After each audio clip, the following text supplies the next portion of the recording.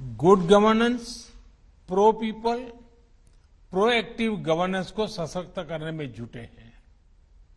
ऐसे समय में आप सभी साथियों की कर्मण्यता, कर्मशीलता सरदार साहब के आदर्शों को मजबूत करने वाली है।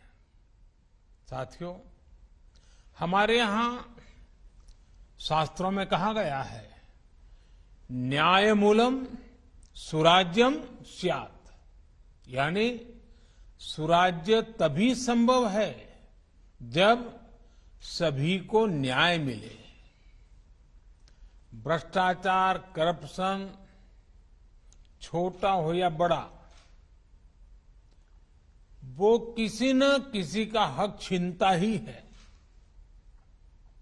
ये देश के सामान्य नागरिक को उसके अधिकारों से वंचित करता है, राष्ट्र की प्रगति में बाधक होता है और एक राष्ट्र के रूप में हमारी सामूहिक शक्ति को भी प्रभावित करता है।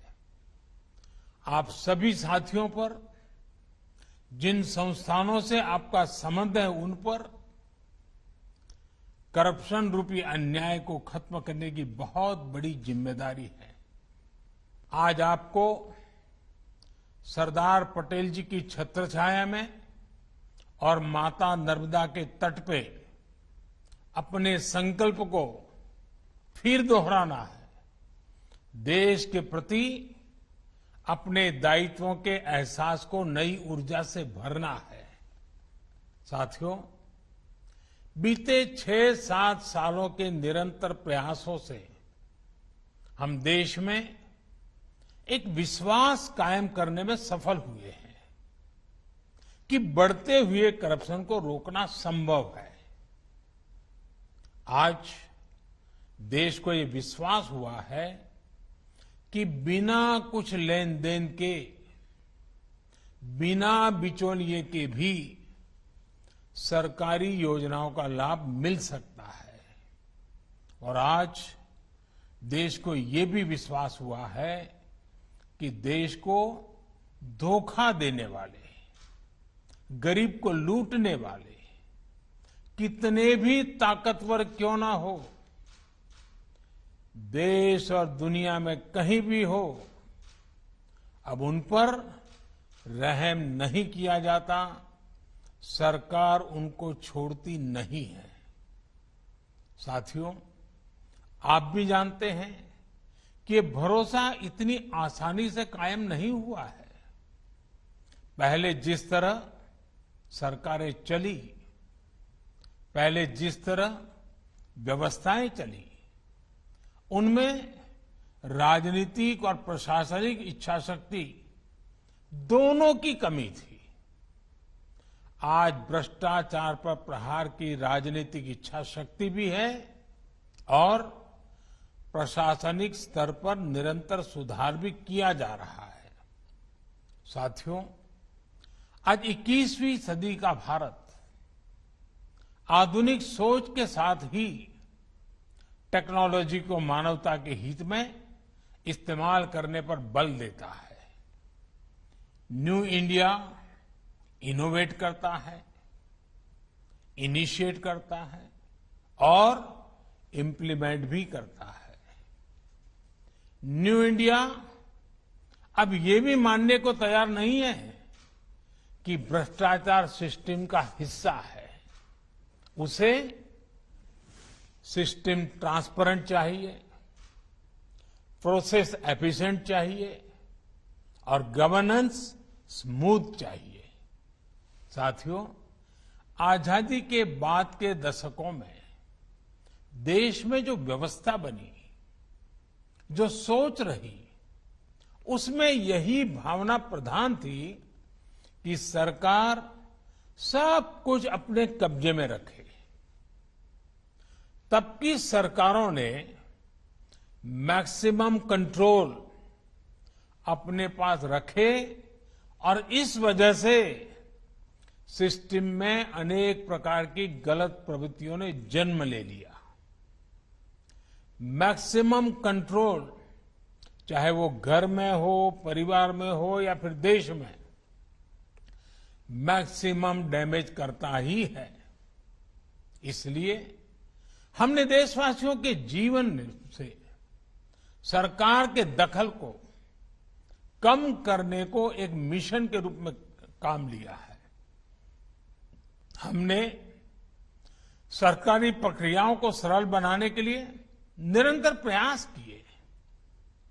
मैक्सिमम गवर्नमेंट कंट्रोल के बजाय मिनिमम गवर्नमेंट, मैक्सिमम गवर्नेंस पर फोकस किया। साथियों, आप सभी इस बात के भी साक्षी हैं कि देश के नागरिकों को सशक्त करने के लिए किस तरह ट्रस्ट और टेक्नोलॉजी पर विशेष बल दिया गया है। आज देश में जो सरकार है वो देश के नागरिकों पर ट्रस्ट करती है, उन्हें शंका की नजर से नहीं देखती है। इस भरोसे ने भी भ्रष्टाचार के अनेकों रास्ते बंद किया है। इसलिए दस्तावेजों की वेरिफिकेशन के लेयर्स को हटाकर करप्शन और अनावश्यक परेशानी से बचाने का रास्ता बनाया है। डिजिटल टेक्नोलॉजी से जन्म प्रमाण पत्र से लेकर पेंशन के लिए जरूरी जीवन प्रमाण पत्र तक सैकड़ों सुविधाएं बिना बिचौलियों के डिलीवर की जा रही है। ग्रुप सी और ग्रुप डी की भर्तियों से इंटरव्यू खत्म किया तो गरीब और मिडिल क्लास को करप्शन के दबाव से मुक्ति मिली है। गैस सिलेंडर की बुकिंग से लेकर टैक्स से जुड़ी प्रक्रियाओं तक ऑनलाइन और फेसलेस प्रक्रियाएं उन लंबी लाइनों से मुक्ति दे रही है जो भ्रष्टाचार का बहुत बड़ा जरिया रही है। साथियों, ट्रस्ट और टेक्नोलॉजी से एफिशिएंट गवर्नेंस और ईज ऑफ डूइंग बिजनेस पर क्या असर हुआ है, ये आप सभी भली भांति जानते हैं। परमिशन और कंप्लायंस के नाम पर, बिजनेस को शुरू करने और बंद करने के नाम पर, बैंकों से लोन लेने या लोन को रफा दफा करने को लेकर जो कुछ भी अतीत में हुआ है, जो देश को नुकसान हुआ है, उसे अब ठीक किया जा रहा है। बीते सालों में सैकड़ों ऐसे पुराने कानूनों के जाल को हमने साफ किया है और आज की चुनौतियों को देखते हुए सख्त नए कानून भी देश को दिए हैं।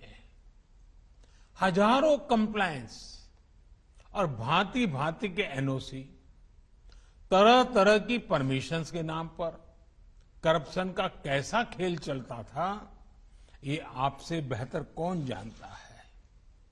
बीते सालों में हजारों कंप्लायंसेस खत्म किए जा चुके हैं और आने वाले समय में ऐसे हजारों कंप्लायंसेस और खत्म करने का इरादा है। अधिकतर परमिशंस को फेसलेस किया जा चुका है और सेल्फ असेसमेंट, सेल्फ डिक्लेरेशन जैसी प्रक्रियाओं को बिजनेस के लिए भी प्रोत्साहित किया जा रहा है। जैम यानी गवर्नमेंट ई मार्केट प्लेस की वजह से सरकारी खरीद और ई टेंडरिंग में पारदर्शिता आई है, उलझनें कम हुई है। डिजिटल फुटप्रिंट ज्यादा से ज्यादा होने से इन्वेस्टिगेशन भी ज्यादा आसान और सुविधाजनक हो रहे हैं। हाल में लॉन्च किया गया PM Gatishakti national master plan, इससे भी डिसीजन मेकिंग से जुड़ी अनेक मुश्किलें समाप्त होने वाली हैं। साथियों, जब हम ट्रस्ट और टेक्नोलॉजी के दौर में आगे बढ़ रहे हैं तो आप सभी साथियों, आप जैसे कर्मयोगियों पर देश का ट्रस्ट भी उतना ही अहम है। हम सभी को एक बात हमेशा याद रखनी है, राष्ट्र प्रथम, नेशन फर्स्ट हमारे काम की एक ही कसौटी है और वो है जनहित, जन सरोकार। अगर हमारे फैसले इस कसौटी पर खरे उतरते हैं तो मैं हमेशा देश के हर कर्मयोगी के पीछे पूरी मजबूती से खड़ा मिलूंगा। सरकार ने सख्त कानूनी रास्ते बनाए हैं, उनको लागू करना आपका कर्म है, लेकिन कानून की ताकत के साथ ही उचित व्यवहार के लिए प्रोत्साहित करना, मोटिवेट करना, ये भी उतना ही जरूरी है। साथियों, आमतौर पर आपका काम तब शुरू होता है जब कोई घोटाला, भ्रष्टाचार, अनियमितता हो जाती है।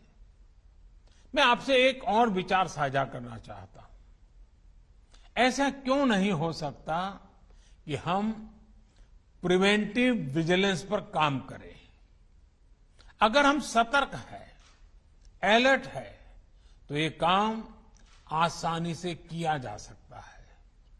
आप तकनीक का, अपने अनुभव का सहारा लेकर इस व्यवस्था को और मजबूत कर सकते हैं।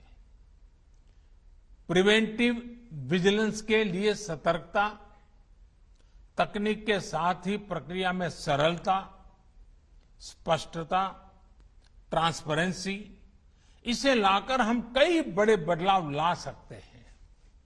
आज देश में कई सरकारी विभाग, बैंक, पीएसयू, वित्तीय संस्थान प्रिवेंटिव विजिलेंस की दिशा में कई महत्वपूर्ण काम कर रहे हैं।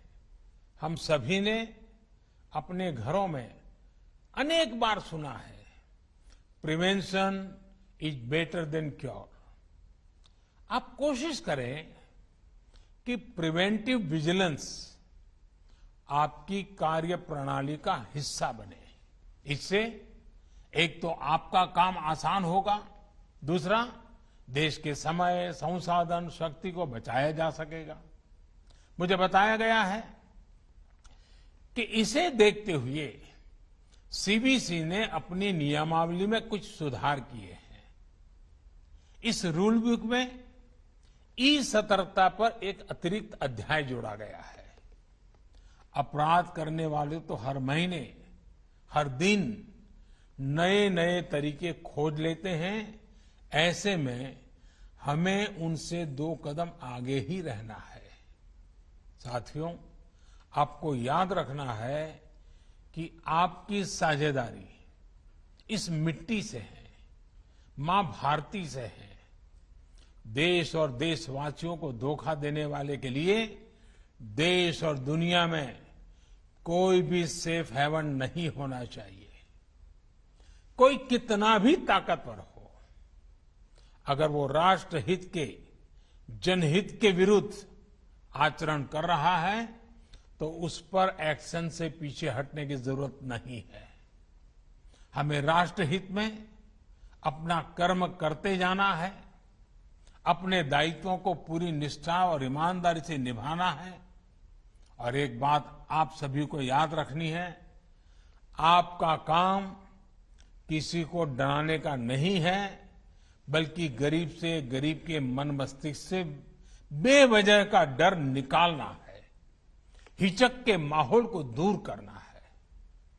भ्रष्टाचार के विरुद्ध देश की लड़ाई दिनों दिन और मजबूत हो, इसके लिए आपके प्रयास बहुत जरूरी है।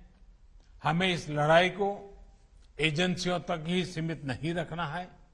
इसलिए आज टेक्नोलॉजी के नकारात्मक पहलुओं से निपटना भी बहुत जरूरी है।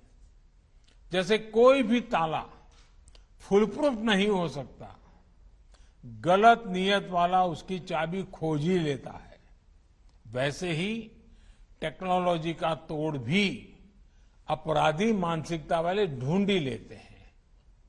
मजबूत डिजिटल गवर्नेंस के साथ साइबर क्राइम और साइबर फ्रॉड भी एक बहुत बड़ी चुनौती बनती जा रही है। मुझे विश्वास है कि आप सभी एक्सपर्ट्स आने वाले दिनों में इन चुनौतियों पर गंभीरता से मंथन करेंगे। एक और आग्रह मैंने 15 अगस्त को लाल किले से भी सरकारी विभागों के उसके नियमों और प्रक्रियाओं की समीक्षा को लेकर किया था। मैं सीबीसी और सीबीआई सहित सभी एंटी करप्शन संस्थाओं और संस्थाओं से भी कहूंगा कि आपके यहां जो दशकों से चली आ रही ऐसी प्रक्रियाएं हैं जो नए भारत की नई सोच के आड़े आती है, उनको हटाया जाए। नए भारत की नई सोच और नए संकल्पों के लिए इससे बेहतर समय और क्या हो सकता है।